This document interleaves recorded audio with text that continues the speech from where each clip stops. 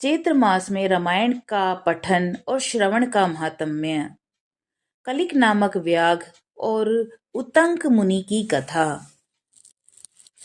नारद जी कहते हैं, महर्षियों, अब मैं रामायण के पाठ और श्रवण के लिए उपयोगी दूसरे मास का वर्णन करता हूँ। एकाग्रचित होकर सुनो। रामायण का महात्म्य समस्त पापों को हर लेने वाला, पुण्यजनक तथा संपूर्ण दुखों का निवारण करने वाला है।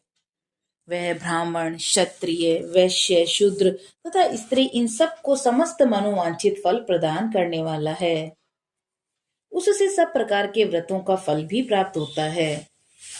वह दुःस्वप्न का नाशक है, धन की प्राप्ति कराने वाला तथा भोग और मोक्ष रूप फल देने वाला है। अतः उसे प्रयत्न पूर्वक सुनना चाहिए।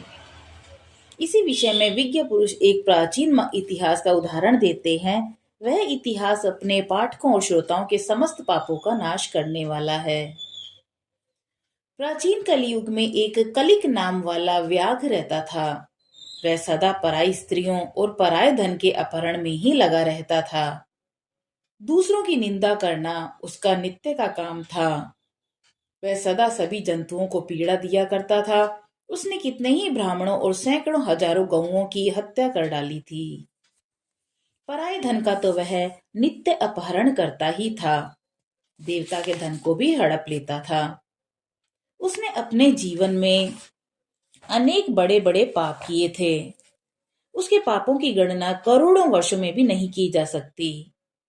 एक समय वह महापापी व्याघ्र, जो जीव जंतुओं के लिए यमराज के समान भयंकर था, सोवीर नगर में गया।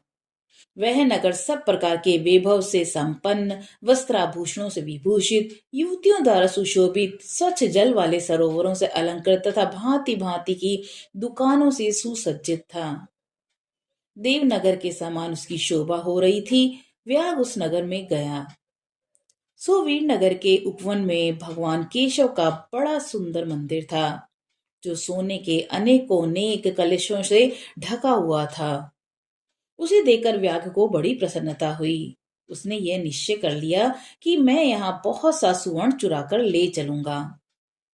ऐसा निश्चय कर वह चोरी पर लट्टू रहने वाला व्याघ्र श्री राम जी के मंदिर में गया। वहां उसने शांत, तत्वार्थवेता और भगवान की आराधना में तत्पर उतंक मुनि का दर्शन किया, जो तपस्या की निधि थे। वे अकेले ही रहते थे। उनके हृदय में सबके प्रति बड़ी दया भरी थी। वे सब ओर से निस्पृह थे और उनके मन में केवल और केवल भगवान के ध्यान का ही लोभ बना रहता था।